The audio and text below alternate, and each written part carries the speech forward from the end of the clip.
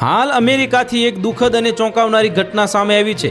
અમેરિકાના કનેક્ટિકટ રાજ્યના હાર્ટફોર્ડ શહેરમાં એક એપાર્ટમેન્ટમાં રૂમમાંથી 2 ભારતીય વિદ્યાર્થીઓના મૃતદેહ શંકાસ્પદ હાલતમાં મળી આવ્યા હતા। બંને વિદ્યાર્થીઓ ગયા મહિને 28 ડિસેમ્બરે જ અમેરિકા પહોંચ્યા હતા। માત્ર 16 દિવસ બાદ પરિવારજનોને તેમના મૃત્યુના સમાચાર મળ્યા હતા। આ માહિતી સોમવારે એટલે કે 15 જાન્યુઆરીના રોજ મૃતક વિદ્યાર્થીના પરિવાર સભ્યએ આપી હતી। મળતી માહિતી અનુસાર મૃત મળી આવેલા બંને વિદ્યાર્થીઓની ઓળખ થઈ ગઈ છે। તેમાંથી એકનું નામ ગટ્ટુ દિનેશ છે, જેની ઉંમર 22 વર્ષ છે। તે તેલંગાણાના વાનપર્થી જિલ્લાનો રહેવાસી હતો। બીજા વિદ્યાર્થીનું નામ નિકેશ છે, જે 21 વર્ષનો છે। તે તેલંગાણાના શ્રીકાકુલમ જિલ્લાનો રહેવાસી હતો। અમેરિકામાં મૃત મળી આવેલા બંને ભારતીય વિદ્યાર્થીઓ કમ્પ્યુટર સાયન્સમાં માસ્ટરનો અભ્યાસ કરતા હતા।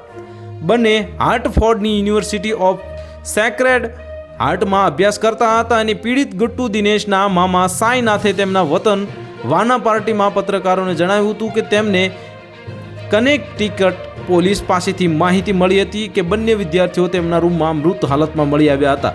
તો હાલ માટે આટલું જ। મળીશું નવી અપડેટ સાથે। જો તમને અમારા વિડીયો પસંદ આવતો હોય તો વિડીયોને લાઇક કરી દેજો, ચેનલને સબસ્ક્રાઇબ કરી બાજુમાં આવેલા બેલ આઇકનને દબાવી દો, જેથી તમને આવા સમાચારની અપડેટ મળતી રહે।